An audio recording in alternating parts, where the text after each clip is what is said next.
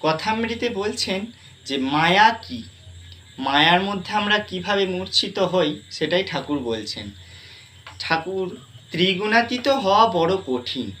ঈশ্বর লাভ না হলে জীব মায়ার রাজ্যে বাস করে। এই মায়া ঈশ্বরকে জানতে দেয় না, এই মায়া মানুষকে অজ্ঞান করে রেখেছে। ঠাকুর গল্পে বলছেন তার ভাগনা হিতে একটা বাছুর এনেছিল, এঁড়ে বাছুর। একদিন দেখি সেটিকে বাগানে বেঁধে রেখেছে ঘাস খাবার জন্য। আমি জিজ্ঞেস করলাম, হিদে ওটাকে রোজ ওখানে বেঁধে রাখিস কেন? হিদে বললে, মামা এঁড়েটিকে দেশে পাঠিয়ে দেব, বড় হলে লাঙল টানবে। যাই কথা, আমি অমনি মূর্ছিত হয়ে পড়লাম। ঠাকুর সমাধি দিতে গেলেন। মনে করছি কোথায় কলকাতা আর কোথায় কামারপুকুর।